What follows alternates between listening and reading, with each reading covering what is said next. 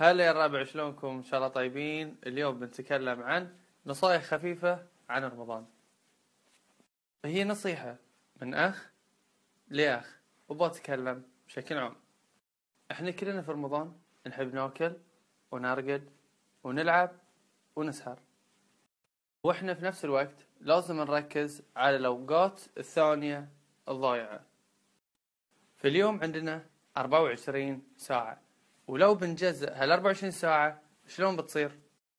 خلنا نفترض ان 8 ساعات بتكون حق النوم، و10 ساعات بين اللعب والمسلسلات، و3 ساعات حق الاكل بين الفطور وبين السحور. بتبقى فيهم كم؟ 3 ساعات، واحنا بنحتاج منهم ساعة واحدة. والساعة ذي اللي بنحتاجها احنا بنجزئها جزئين، نص ساعة ونص ساعة.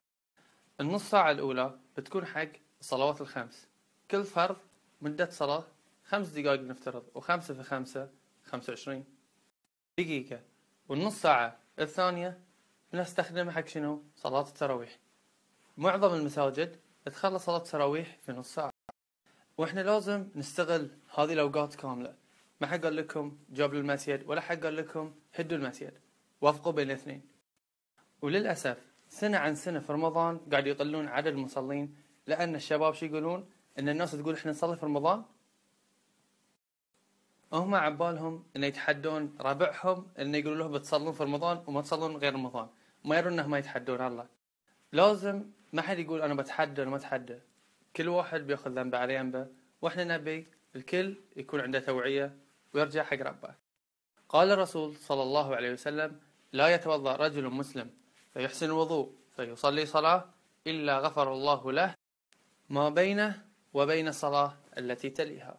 بالنسبة عن صوم رمضان قال الرسول صلى الله عليه وسلم: 3 لا ترد دعوتهم: الصائم حتى يفطر، والإمام العادل، ودعوة المظلوم. بالنسبة عن القرآن الكريم قال الرسول صلى الله عليه وسلم: القرآن غني، لا غنى دونه ولا فقر بعده. وقال أيضا صلى الله عليه وسلم: اقرأوا القرآن فإنه يأتي يوم القيامة شفيعا لأصحابه. قال أيضا صلى الله عليه وسلم: إن الذي ليس في جوفه شيء من القرآن كالبيت الخرب. على العموم أحباب قلبي، أبي أقول لكم شيء وايد مهم: حاولوا تغيرون رمضان اللي طاف عن رمضان ذي السنة، وحاولوا تكونون شخص ثاني.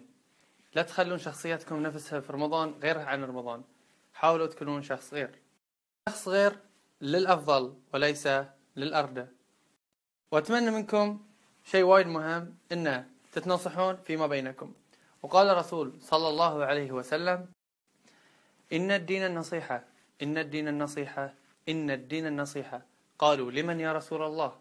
قال: لله ولكتابه ولنبيه ولأئمة المؤمنين وعامتهم.